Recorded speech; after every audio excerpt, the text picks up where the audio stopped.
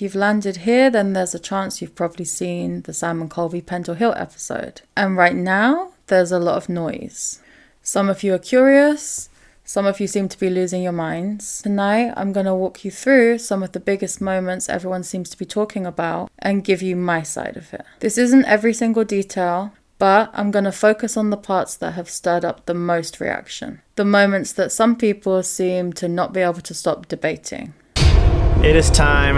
This is Roxanne. You deal with both light energy, but also primarily dark energy. I try to find light in the dark, basically, if that makes sense. Wise women, these cunning folk, were religious people. So they did used to go to church, and that was their holy space as well. When that all started to kind of happen, they were shunned away from the church and taken away from their holy spaces. That's where the devil kind of comes into it. The idea of the devil becomes the protector of these people that were shunned away and shut away from their spaces of worship. So this is the part where I introduce myself and I explain that I'm a witch who likes to find the light in the dark. A lot of people heard that and instantly went, there's no light in the dark. And that is because too many people only know one definition of darkness, and that tends to be the Christian one. And let me say, that is absolutely fine. I wouldn't have accepted Sam and Colby's request to do this ceremony if I wasn't strong enough to deal with the debate and the hate. If you've known me and you've been with me a while on Instagram, because that's where I'm mainly at, you'll know that despite my beliefs, I never talk down on any practice or any religion. It's not my style to tell others what to do, but instead encourage them to follow their own paths, whatever they may be. And to know that if they are doing anything with me, then they're safe doing that thing with me. When I talk about light in the dark, I'm not talking about worshipping shadows. I'm talking about what's born there. Think about the times where your world fell apart, when you were maybe on the floor, angry, broken, just done. That is where you learn who the hell you are. Not in the sunshine, but in the wreckage. Seeds don't grow in the light, they break underground. People talk about the dark like it's only evil, but the womb is dark, the soil is dark, the night is dark, and that's where everything begins. Darkness is where we face the hard things. It's where we grow, where we stop begging to be saved and we save ourselves. And that is what I mean by when I say there is light in the dark. Historically, a lot of witches were not anti-religion. A lot of them were actually deeply religious people themselves. They just didn't fit the church's example of holiness. Wise women, outsiders, healers, they were all shunned away, bullied away, tortured, locked up, even killed. When the church slammed its doors, the witch's devil, not the church's Satan, became a symbol of protection. A figure that stood with the outcasts, and that's what a lot of people don't understand. Summoned the devil before. I work with the devil all the time. Okay, so this is the part where Sam asks me if I've done this before. And I say, yes, I work with the devil all the time. Let's clear this up. When I say I work with the devil, I'm not talking about some scary Hollywood scene. I'm talking about a spirit, the witch's devil, who's part of my practice as a protector, a gatekeeper, and someone I work with often and safely. And while we're on that topic, the devil is not the only entity I work with. My craft is layered, it's old, and it's mine. If you're looking for a TikTok witch with tidy little labels, that's not me. I do not push or fit my path into a box that makes it easier for other people to digest. Also, there were a few people I saw saying that I pushed people into this. And no, obviously, that's not what happened. Colby made it clear from the start that he wasn't joining in, and you can see from the way I acted, I respected that. Sam was ready. Harrison was kind of there like, what the hell? And Nikki, who was genuinely lovely, had some personal stuff going on, so she just needed some reassurance. She chose to join in, and you can even hear her say that she trusts me. No one was forced, no one was pressured, and that's just the truth. And while we're at it, let's talk about what the ceremony actually was. No one sold their soul. No one was waiting for something evil to happen. There wasn't some secret possession plan. This was a protective opening. A lot of witches and people believe that the devil roams those lands and protects them. So I was reaching out to him on Sam and Colby's behalf to ask for his permission for them to make decent, good contact with the spirits there. We gave offerings in return for that yes and his blessing. And that blessing was about making sure that everybody involved, Sam, Colby, Nikki, Harrison, would be protected. It's about you before we've even met. Wait, what do you mean you feel? What about me? That I need? There's something different about you well, for me, in a good way. There's a dark thing, but it's a beautiful dark thing. So this is the part where I say I see the darkness in Sam, and I think it's really beautiful. Instantly, expectedly, people lost their minds. Suddenly it was he's cursed, she's influencing him, he's possessed. That's not what I said, and that's not what I meant. When I talk about someone's darkness, I'm not necessarily talking about evil energy. I'm talking about the part of a person that sees the world differently. The part that's been through things, felt things deeply, and doesn't run from shadow. People like that are rare, and they're powerful because they can hold both the light and the dark without shattering. That's what I saw in him, and that's what I was naming. And it's not a curse, it's actually a gift. Most people fear it because they've never learned to face their own. People who can walk in both shadow and light often go through big shifts in how they feel and see everything. It's not evil, and it's not a curse. It's being cracked open to see the bigger picture. You're not religious, and I know that, you're trying to push the bar yourself, but really think about what you're doing. Okay? Yeah, worried about this? I'm very worried about this because, seriously, as a Christian, and I'm sure a lot of Christians out here watching as well, you're not supposed to mess with this dark magic like this. So this part is where Colby pulls Sam aside and kind of gives him the whole speech. He's worried, he says he can't do this, and obviously it goes against his beliefs. And honestly, I respect that. If somebody has a boundary, I'm not going to be the person to try and push past that. Colby made it clear where he stands, and I honoured that, just like I said earlier. I'm not here to convert anyone or drag anyone into anything they don't believe in or that does not align with them. But I do need to make one thing clear. What he was talking about, the satanic, the evil stuff, is not what I was doing and is not how I approach witchcraft. I am not a Satanist. That is the church's devil, that is the church's story. What I was working with that night is a part of witchcraft, old, traditional, and very different from that narrative. I get why people who grew up with that kind of belief system are afraid of it, like I really do, but fear does not make something evil. It just means it's outside of your comfort zone. We're going to bring him into it now by lighting this, which this candle represents him. And him meaning the devil, yeah. I'm going to ask if you want to light it because something is telling me that Sam should light it. Let's start with that. It ties into what I was saying over there. There's something about you. There's something about me. So this part here is where the ceremony begins. You see me hand the candle to Sam and tell him to light it and speak to the devil. The candle and the flame are the center of the whole working. It wasn't just a prop, it was where all the energy was focused. I told Sam to take the lead in that moment. I felt it. My practice is very much guided by intuition, by what I'm feeling called to do. And the pull to Sam, I'll be honest, was very strong. His energy was open and ready. Now, that wasn't manipulation, that wasn't me pushing, that was just the natural flow of the work. Sam was willing and Sam was ready. And when you work with these kind of forces, you follow where you're pulled to, what you're shown, not what looks tidy for the camera. Until you feel like it's ready to come down, and when you do, put it into the bowl.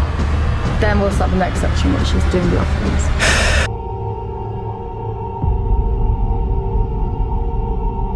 So this next part is when Sam lights the candle, he speaks to the devil, and he holds the candle up in the air. He takes a moment, he breathes, he feels it, and when he's ready, he feels it and he places it into the bowl. I want to make this really clear. This moment wasn't scripted. It wasn't directed, and it wasn't me whispering what to do. Sam spoke when he felt ready. He held the energy in his own way, and he followed what he felt. This is often, for some, like myself, how real ritual works. It's not always about control, it's about presence. All I did was open the door, and what he did in that space was entirely his. And in my personal opinion, I felt he did really well. That's the sign of him. The moth just like came on. That's my devil's sign. See? Whoa. He's here. He hears you. Okay, now let's talk about the moths. This seems to be one of the biggest things people are going crazy about. During the ceremony, there were moths everywhere. One flew straight into the wine, basically died on the side of the chalice, and then later, when I was channeling, started moving again. I also said at the end of the ceremony, watch out for the moths. And after I'd left, they had even more encounters inside the house. So yes, I know some of you are already typing, moths are attracted to light. And you're right, it's true. But nature and omen are not separate things. They often live within the same moment. In my personal practice, moths are a confirmation. They've always been tied to the devil's presence and the work that I personally do with him. They show up consistently, repeatedly, and especially in castings like this one. So when the moth fell and rose again, to me, in my own personal practice, that was a sign. I don't need anyone or everyone to believe it, but I know what it means when it happens. Moths are creatures of the night. They find the light in the dark. And that's what they've always meant to me, and that's what they've always meant to my craft. And if you really think about it, that's what a lot of spiritual signs actually are. The world doesn't stop being natural because something meaningful happens. Meaning lives in nature. So to some people, it's just a moth. To me, it's a pattern that's followed me through years of practice. It's how the devil says to me, I'm here. And it's how I know that a door is open. And in this ceremony at Pendle Hill, it was definitely opened. Moths find light in the dark, just like I do. And then what you want to do is you're going to take one at a time. It doesn't matter what order that you're going to take, and you're going to sprinkle a little bit in. This is a mixture of herbs that he likes. This is graveyard dirt. Okay, so a lot of people have been asking about the mask and why I wear it. And I'll be clear about this, straight up, it's for protection. Though yes, obviously, it is my vibe and it does look kind of cool. When you work with the kind of forces that I work with, especially publicly, it's unbelievably easy to send harm. Whether that's intentional or just through the energy they throw out there. And let's be honest, some of you have kind of already proved that. My face, my name, my energy, those are doorways, just like yours are too. And not everybody needs to access them. Witches veil in different ways. Some use hoods, some use fabric, some use charms. For me, the mask and protecting my face to some degree is spiritual armor. It creates distance, it keeps the energy where it belongs, and it stops people from taking what's not theirs to take. And the mask isn't about hiding, it's about holding the line. You don't get to see everything, you don't get to touch everything, and that's exactly how it should be, for all of us. Boundaries. Oh my god, the moth went into the wine. Did it? Yeah. That's possibly symbolic of accepting the offering. Okay, so here, let's talk about the moth that died. During the ceremony, as I said before, the moth flew straight into the wine, fell down to the side, and just became still. And I said, and you heard it in the video a few times, that's a sign. Because in my practice, omens don't always come, wrapped in something soft and sweet. Sometimes they're raw, sometimes they're a bit more morbid, and sometimes they're real. When I make offerings to the devil, signs like this appear. And a creature, any creature, falling into or within the offering, it often means the working's been accepted. Then, at the end of the ceremony, when I was channeling, that same moth began to move again. Came back to life, wings fluttering, flying. And again, to me in my personal practice, that's not a coincidence, that's a sign. Death and rebirth, sacrifice and acceptance. It's as if the offering was acknowledged and then returned. Omens don't ask for your permission to make sense, but in my practice, ones like this carry real weight. So you can say it was just a moth, sure, but a moth died in the devil's offering and came back to life in the devil's presence. Moths have always meant light in the dark, and this one died in the dark and then rose again to fly towards the light. That's not evil, that's power. And in my type of practice and witchcraft for many, that's what it can look like when something answers. that she summoned you, the devil, to lame a man, to give him a stroke. Do you have that power that you could hurt people like that?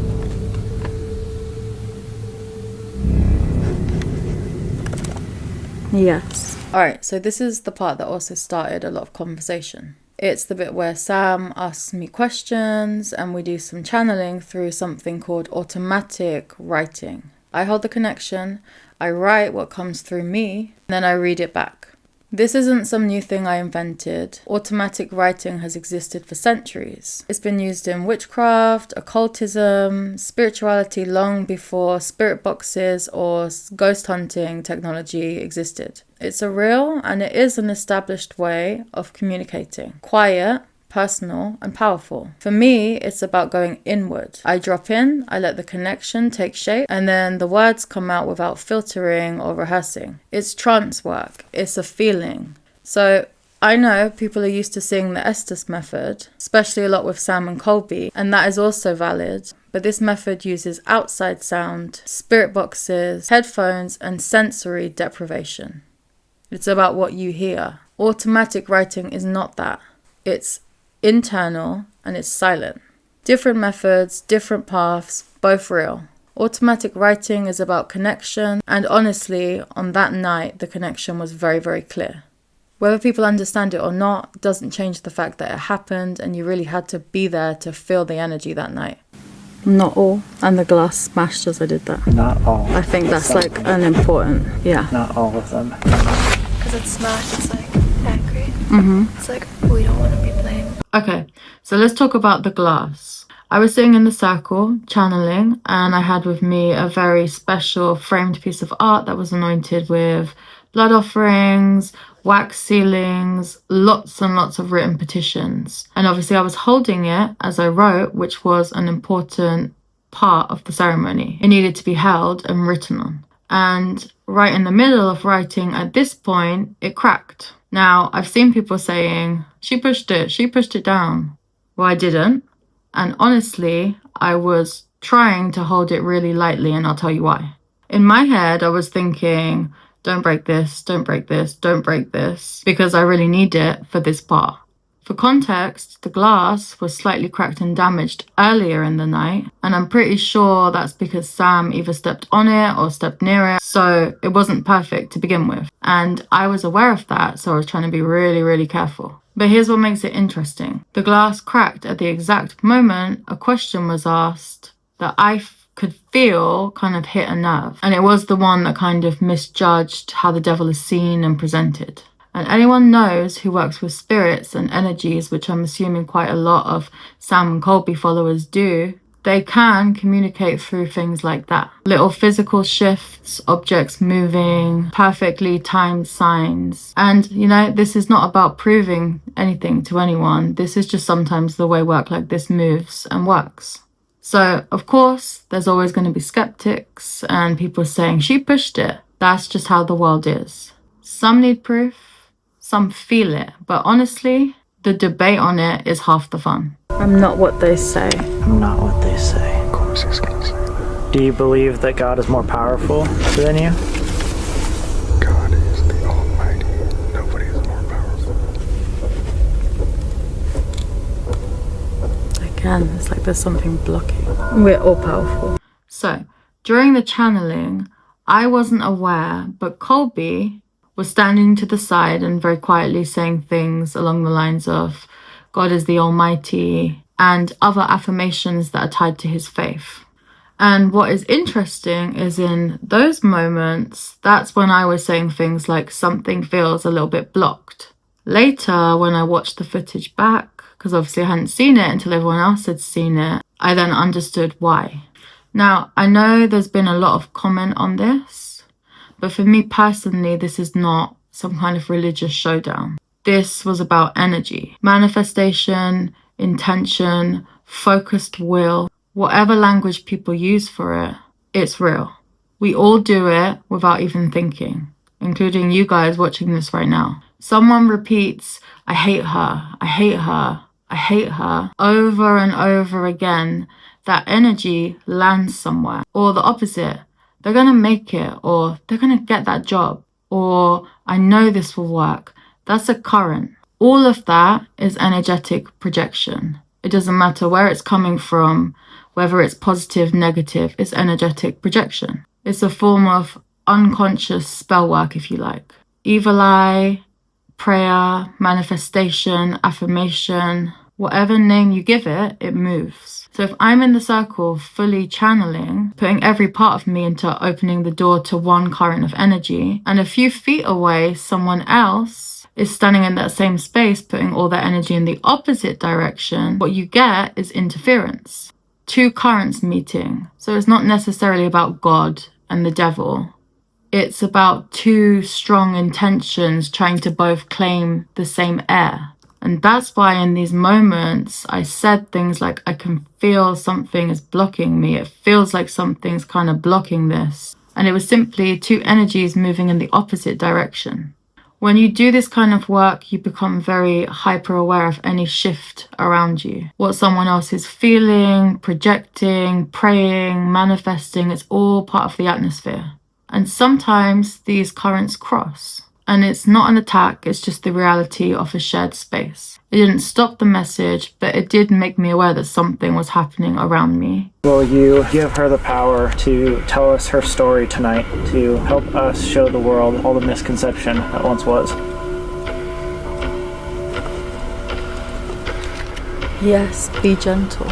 Okay, so during the channeling, something in the air, something shifted around us. I felt it too. Some of the others kind of called it out and mentioned it. There was definitely a presence. Sam asked the devil if he would give that presence the ability to share their story and challenge any misconception about what happened at Pendle Hill and with the accused people of Pendle Hill. And the answer that came through me very clear and very strong was, be gentle. For me, this message hit really hard. It wasn't soft or, like a symbolic kind of message. It was very clear. Be gentle. It was almost like a warning, a reminder that what we touch in these spaces is not a game.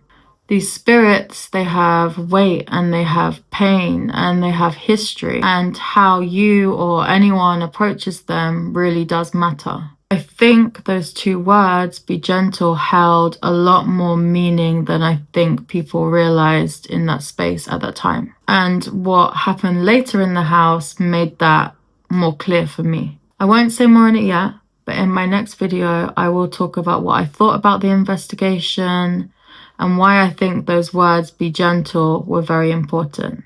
Until next time.